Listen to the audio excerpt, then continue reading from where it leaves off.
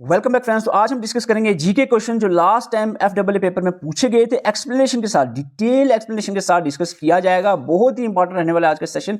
इससे आपकी जो भी आपने पढ़ा हुआ है वो अच्छे से रिवाइज हो जाएगा। एक ही वीडियो में आपको बहुत सारी चीजें रिवाइज होने वाली हैं।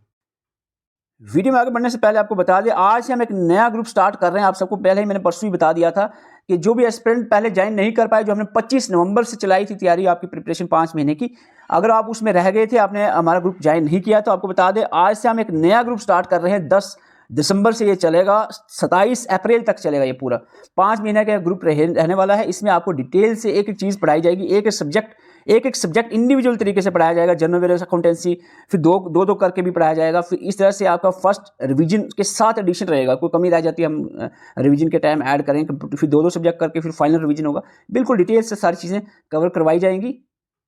ये हमारा टारगेट 1 रहेगा जो नया ग्रुप है, और जो पुराना ग्रुप है उसके टारगेट 2 रहेगा, क्योंकि उसमें हमने कंप्यूटर पहले स्टार्ट किया था। जो नया ग्रुप हमने स्टार्ट किया इसमें कंप्यूटर हम बाद में ले रहे हैं। सबसे पहला सब्जेक्ट यहाँ पर जनरल अवेयरनेस ले रहे हैं, 10 दिसंबर से चलेगा। जो पॉलिटिकल डिवीजन, फिजिकल डिवीजन हमारा 10 दिसंबर को आपने पढ़ना है। पीछे जो मैंने वीडियो डाली लास्ट टाइम, वीडियो आप चैनल पर देख सकते हैं, जिसमें आपको डिटेल से बताया है किस तरह से एक दिन में कवर होता है ये टॉपिक, क्योंकि हमने पूरा फोकस हमारा एक इंडिविजुअल सब्जेक्ट और इंडिविजुअल टॉपिक पर रहने वाला है। इसमें ऐसा नहीं है कि अलग अलग 5-8 सब्जेक्ट आपको लेकर चलने हैं, जिसमें एक भी ढंग से ना हो। फिर 3 दिन हम हिस्ट्री पढ़ेंगे बिल्कुल अच्छे से, कल्चर हेरिटेज। आप बहुत से स्टूडेंट कह रहे होंगे कि एक दिन में रिवर लेक कैसे होगा, करना पड़ेगा। और एक ही अगर इंडिविजुअल सब्जेक्ट हो तो हो भी जाता है, इजीली हो जाता है। आपको सबसे मुश्किल चीज़ होती है कंटेंट कहाँ से लाएं, नोट्स कहाँ से लाएं, कौन कौन सी बुक्स फॉलो करें, कौन कौन सी चैनल से वीडियोस देखें। यहाँ पर वो टेंशन की जरूरत नहीं है। एक सिंपल आपको सीधी एक वीडियो मिलेगी और सीधे आपको नोट्स मिलेंगे, वो भी बिल्कुल सारी जो सोर्सेज हैं उसको कंपाइल करने के बाद आपके तक पहुंचाए गए हैं। इधर उधर भटकने की भी जरूरत नहीं पड़ेगी आपको। एक ही जगह पे आपको सीधे क्वालिटी कंटेंट प्रोवाइड किया जाएगा, तो उस तरीके से आपको कोई मुश्किल नहीं लगने वाली।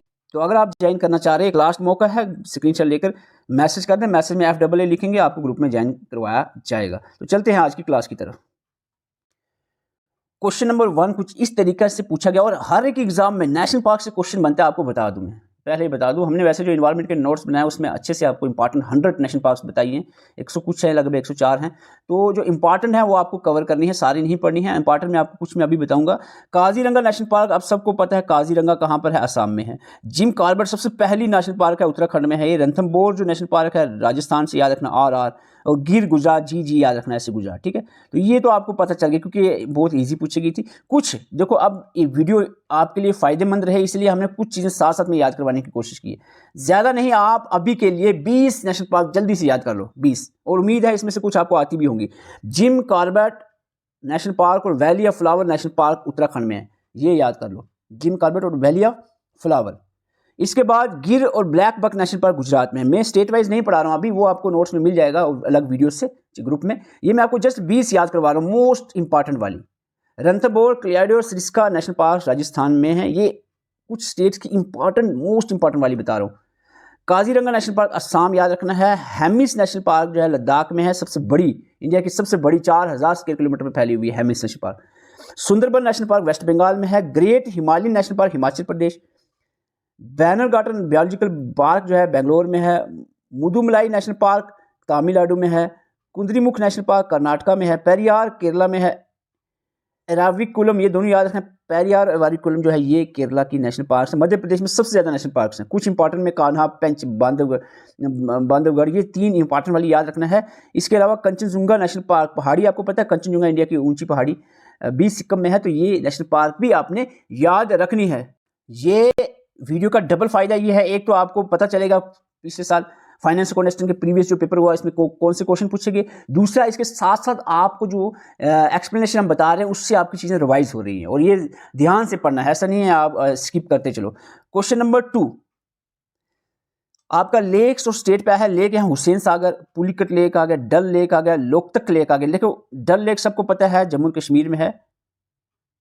लोकतक लेक जिसमें ओनली फ्लोटिंग पार्क, वो दुनिया का floating world only floating park जो है इसमें है national park, floating national park Loktak lake में है, मणिपुर में है ये, ठीक है। इसके बाद हुसैन सागर आपका आ गया। हुसैन सागर आपका आ गया तेलंगाना में, क्योंकि पुलिकट जो है वो आपके आंध्र प्रदेश में है।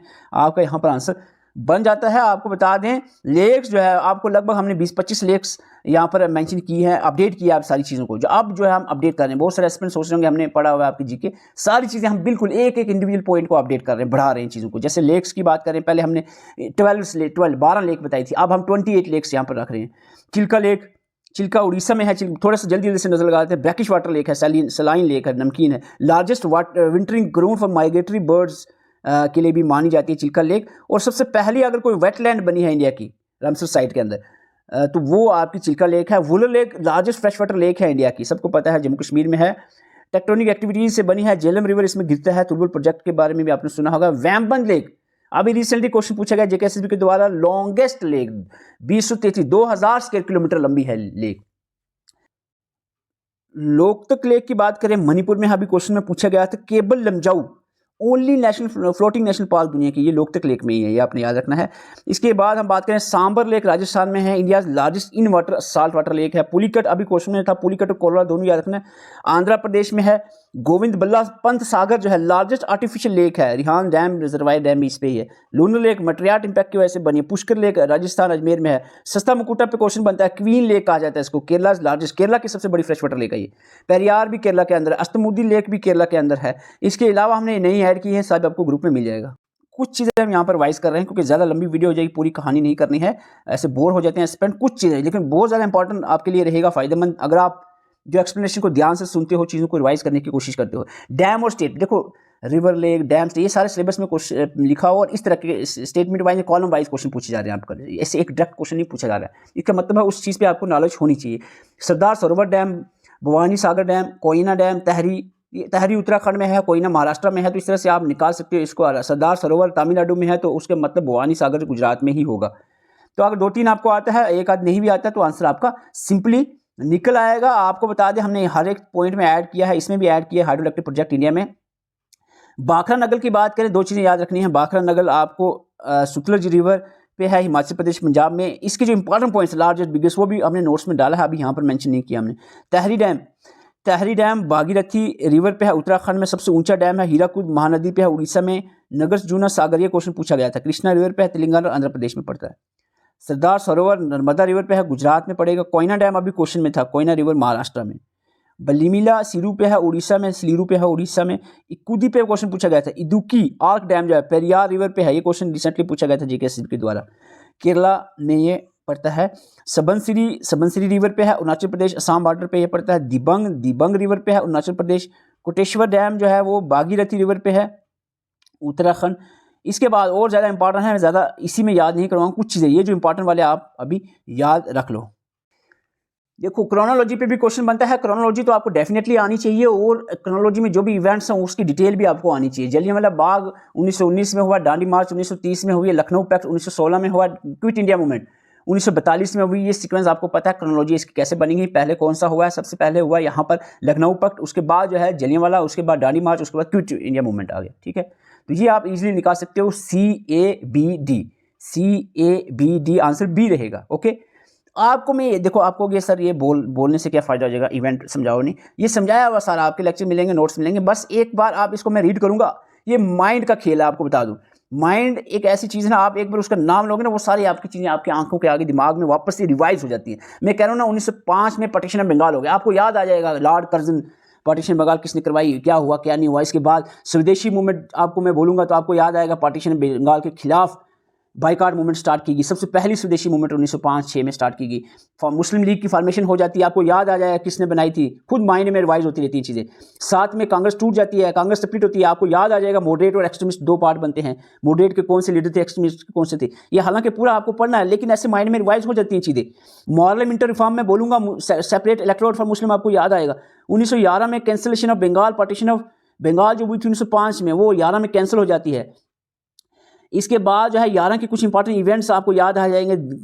कलकत्ता से दिल्ली जो शिफ्ट की कैपिटल, वो भी 11 में होती है। 16 में होम रूल लीग होती है, आपको पता याद आ जाएगा, तिलक और एनी बेसेंट के द्वारा बनाई गई थी। लखनऊ पैक्ट, अभी जो क्वेश्चन में पूछा गया था, लखनऊ पैक्ट कांग्रेस और मुस्लिम लीग यूनाइट हो जाते हैं, मिल जाते हैं लखनऊ पैक्ट के दौर में।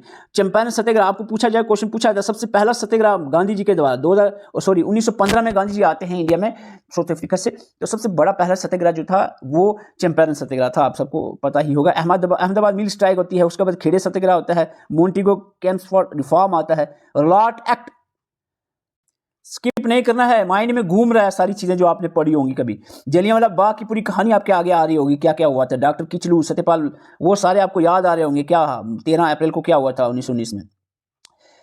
इसके बाद आपका लॉट एक्ट, जलियांवाला बाग, खिलाफत मूवमेंट कैसे बनी, खिलाफत मूवमेंट जो फर्स्ट वर्ल्ड वार के बाद जो तुर्की पे हुआ, उसके बाद जो खिलाफत मूवमेंट की फॉर्मेशन हुई। नॉन कॉपरेशन मूवमेंट, सबसे मास मूवमेंट, सबसे बड़ी मूवमेंट नॉन कॉपरेशन थी। वो नॉन कॉपरेशन कब खत्म हो गई? नॉन कॉपरेशन खत्म होती है चोरी शोरी इंसिडेंट के बाद। क्या हुआ था आप सबको पता, याद आ रहा होगा। अपॉइंटमेंट साइमन कमीशन बनी, नेहरू रिपोर्ट आई, जिन्नास 14 पॉइंट्स, डांडी मार्च चली, वो सिविल डिसोबीडियंस मूवमेंट स्टार्ट हो देती है जब डांडी विलेज में पहुंचकर गांधी जी नमक उठाकर फेंकते हैं 60 लाख को तोड़ने के लिए। फर्स्ट राउंड टेबल कॉन्फ्रेंस चली, पहला चली, दूसरी आई, तीसरी आई।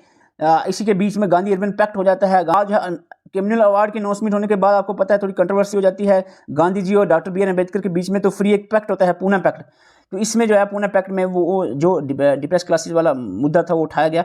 गवर्नमेंट ऑफ इंडिया एक्ट आता है, अगस्त ऑफर लॉन्च किया जाता है। अगस्त ऑफर के बाद Cripps mission, Wavell plan, cabinet mission, ये सारी चीज़ें एक एक करके आपने इंडिपेंडेंस तक पढ़नी है। इसके बाद क्वेश्चन नंबर 5 कुछ इस तरीके से पूछा गया था, arrange the following state in the order from north to south. बिल्कुल सिंपल है, आपको बता दूं, आपको ये मैप जो है अच्छे से पढ़ना है, देखना है ध्यान से, कौन सी स्टेट कहाँ पर लाई कर रही है, कोस्टल स्टेट कौन कौन सी हैं, नॉर्थ ईस्टर्न स्टेट कौन कौन सी हैं, कौन कौन से स्टेट से किसका बॉर्डर।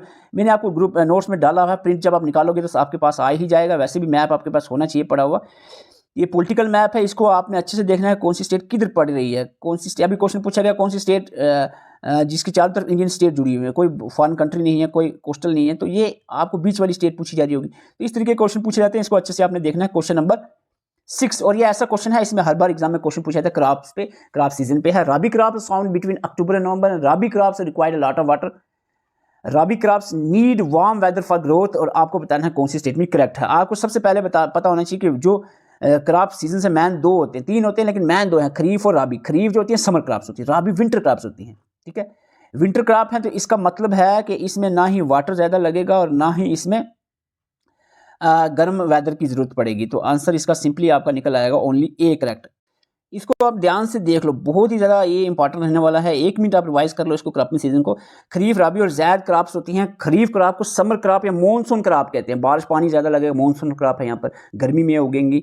जून जुलाई में इसको बीजा जाता है और सितंबर अक्टूबर में काट लेते हैं, हार्वेस्टिंग कर लेते हैं। अप्रॉक्सीमेट थोड़ा आगे पीछे रहता है सीजन जगह के हिसाब से। एग्जाम्पल याद रखनी है, very important. Rice, maize, millet, millet में bajra, jowar, cotton, jute, groundnut, sugar cane, soybean, moong, green gram आ गया, उड़द दाल आ गई, अरहर आ गई, टमाटोज आ गए, सारी मैंने सारी रखी। ऐसा नहीं पहले 1-2 एग्जांपल रखते थे ना, थोड़ा बढ़ रहा है लेवल। राबी क्रॉप, इसलिए नोट्स सारे मैंने अपडेट कर दिए। पहले अगर आपके पास है तो वो छोड़ो, थोड़ा सा अपडेट आप भी हो जाओ।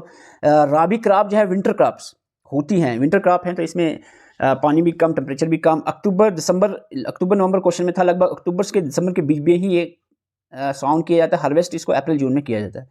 वीट, बार्ले, ओट, पील, ग्राम, मस्टर्ड, रेपसीड, लिनसीड जो है ये सारी इसकी एग्जांपल हैं। ज़ैद जो है वो मार्च से जुलाई में ये ही सोन हार्वेस्ट की जाती है, इन बिटवीन राबी और खरीफ। और इसकी एग्जांपल में आपके seasonal fruits, watermelon, muskmelon, cucumber आ जाता है। वेजिटेबल, फूडर क्रॉप्स एक्सेट्रा इसमें कवर होता है।